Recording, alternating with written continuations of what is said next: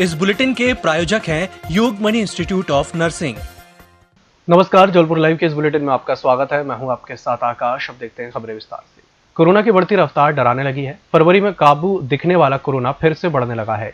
इसकी बड़ी वजह लापरवाही और प्रशासन की ढिलाई सामने आई। स्थिति ये है कि मार्च के 12 दिनों में संक्रमितों से कम लोग ही स्वस्थ हो रहे हैं। शुक्रवार को तो 47 संक्रमित सामने आए, वहीं इसकी तुलना में ठीक होने वाले मरीजों की संख्या 25 रही। जवाहरलाल नेहरू कृषि विश्वविद्यालय के प्राध्यापक वैज्ञानिक 7वां वेतनमान न मिलने से नाराज हैं।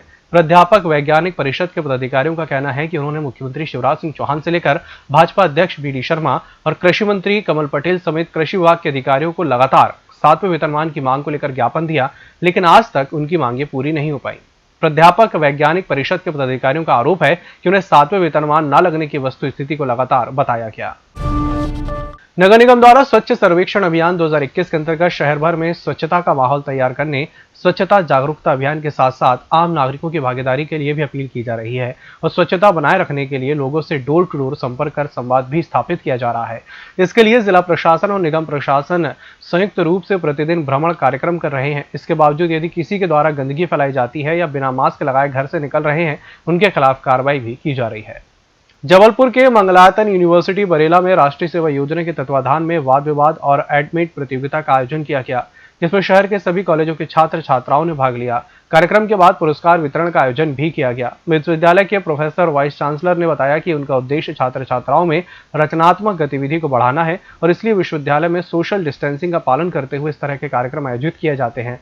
राष्ट्रीय सेवा योजना के मुख्य कार्यक्रम अधिकारी डॉक्टर प्रकाश मिश्रा ने बताया कि कार्यक्रम में विजयी प्रतिभागियों को प्रमाण पत्र वितरित किए गए।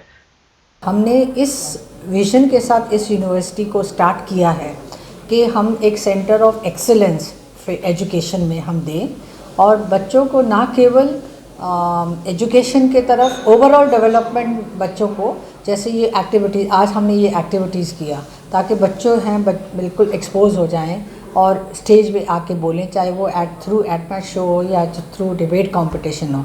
हम लोग चाहते हैं कि होलिस्टिक डेवलपमेंट बच्चों का होना चाहिए।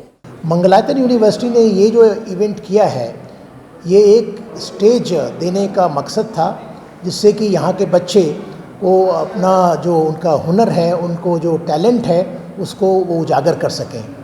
और जो मंगलायतन यूनिवर्सिटी हमारी है, यहाँ पर पहली यूनिवर्सिटी प्राइवेट यूनिवर्सिटी है।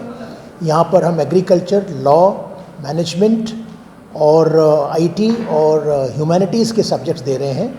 और यहाँ का जैसे आपने देखा होगा आए हैं कि यहाँ का बहुत अच्छा कैंपस है और बहुत हरियाली है और 100 एकड़ में हमारा काफ़ी एग्रीकल्चर का आपने देखा होगा यहाँ पर। और जो बिल्डिंग है, ये जो क्लासरूम्स हैं जहाँ पर अभी कार्यक्रम हुआ था, ये सब ने आकर हमने दिखाया और बहुत अच्छा यहाँ पर हमारी फैकल्टी भी जो है सबसे बेस्ट फैकल्टी हमने ली है।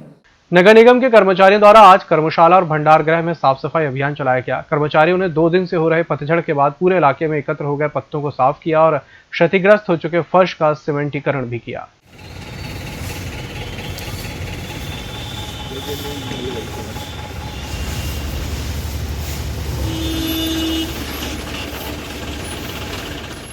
साफ सफाई एवं जो वर्तमान सफाई सर्वेक्षण चल रहा है, जिसके तहत हमारे शहर एवं हमारे जहां हम कार्यरत है वहां पे सफाई की सारी स्थितियों को देखते हुए हम लोग साफ और साफ मन से काम कर सकें, इसको दृष्टिगत रखते हुए आज सफाई श्रमदान किया गया।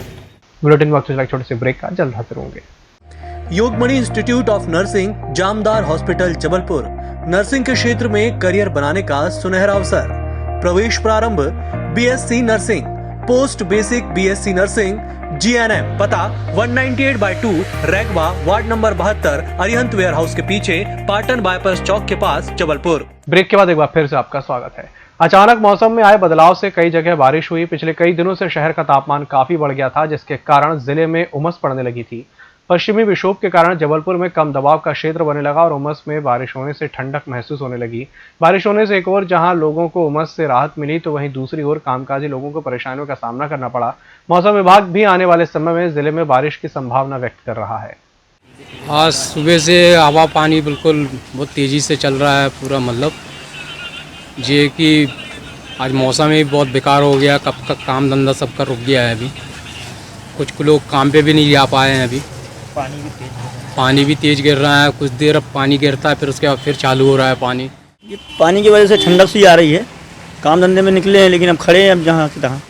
आजादी के अमृत महोत्सव की शुरुआत पर भारतीय जनता पार्टी द्वारा लोकसभा मुख्य सचेतक सांसद राकेश सिंह के नेतृत्व में अंबेडकर चौक स्थित डॉक्टर भीमराव अंबेडकर की प्रतिमा पर माल्यार्पण कर पैदल मार्च निकाला गया, जो शहीद शंकर शाह रघुनाथ शाह की बलिदान स्थली पहुंचा, जहां उनका पुण्य स्मरण कर पुष्पांजलि करते हुए 75 दीप प्रज्वलित किए गए। सांसद ने इस अवसर पर संबोधित करते हुए कहा कि आजादी के 75वीं वर्षगांठ के उपलक्ष्य में पूरा देश आजादी का अमृत महोत्सव मना रहा है।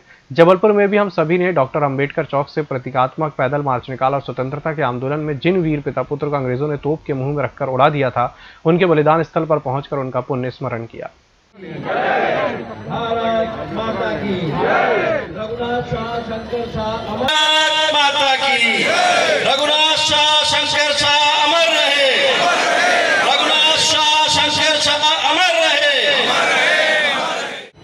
कि देश की आजादी बहुत आसानी से नहीं मिली।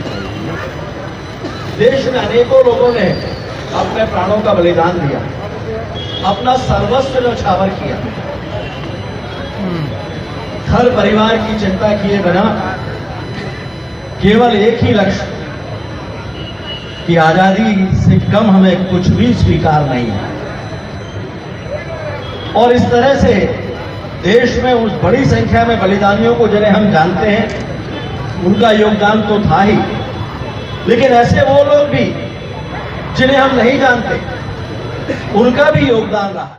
मध्य प्रदेश हाईकोर्ट ने एक जनहित याचिका का इस निर्देश के साथ पटाक्षेप कर दिया कि रहवासी इलाके से मोबाइल टावर हटाने की शिकायत पर 15 दिन के भीतर कार्रवाई सुनिश्चित की जाए।